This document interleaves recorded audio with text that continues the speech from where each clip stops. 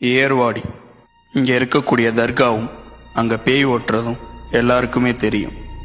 அதையும் தாண்டி இங்கே இருக்கக்கூடிய மர்மம் யாருக்கும் தெரியாது. ஜின்கள். ராமநாதபுரம் மாவட்டத்தை சேர்ந்தது தான் இந்த ஏர்வாடி. இங்கே இருக்கக்கூடிய தர்காவுக்கு வெளியே நிறைய பழைய மரங்கள் இருக்குமா. அந்த மரங்களில் இரும்பு சங்கிலிகள் கட்டப்பட்டு இருக்குமா. ஜின் உடம்புல ஏறினவங்கள அங்கே உட்கார வைக்கும்போது அந்த ஜின்கள் பேச ஆரம்பிக்குமா. அந்த சங்கிலிகள் மனுஷங்களை கட்டி போடுறது கிடையாது, அந்த ஜின்களை ஓட விடாமல் பார்த்துக்கிறதுக்கா. இந்த ஏர்வாடி பகுதிகளில் இரவு நேரத்தில் நீங்கள் தனியாக போகும்போது உங்களுக்கு பின்னாடி ஏதோ ஒரு உருவம் வருமா.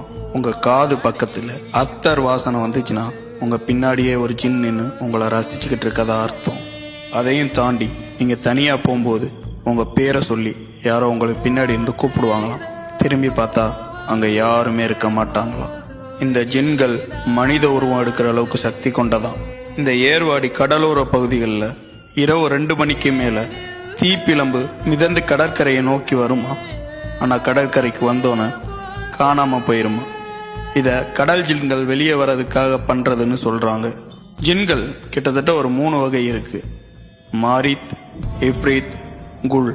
இந்த 3 ஒவ்வொரு அம்சத்தை கொண்டிருக்கும். மாரித் இதுதான் கடலுக்குள்ளே இருக்கக்கூடிய ரொம்ப சக்தி வாய்ந்த ஜின்னுன்னு சொல்கிறாங்க. இஃப்ரீத் இது ரொம்ப கோவக்கார ஜின்னா, நெருப்புலேருந்து உருவானதா சொல்கிறாங்க.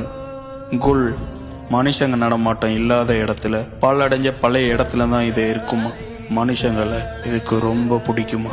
நான் ஜின்னை பற்றி பேசலான்னு முடிவு பண்ணி தேடும்போது நிறைய இன்ட்ரெஸ்டிங்கான நியூஸ்லாம் கிடைச்சிருக்கு.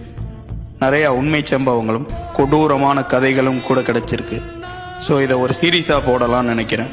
வேணும்னு நினச்சிங்கன்னா கமெண்ட் பண்ணுங்கள், மறக்காமல் நம்மளை ஃபாலோ பண்ணிக்கோங்க. அண்டு சேம் டைம் நம்ம வீடியோவை இப்போ நீங்கள் ஒரு இருட்டு ரூம்லேருந்து தனியாக பார்த்துக்கிட்டு இருந்தீங்கன்னா உங்கள் பின்னாடி ஒரு ஜின்னு உங்களோட சேர்ந்து நம்ம வீடியோ பார்க்குறதுக்கான வாய்ப்புகள் இருக்குது.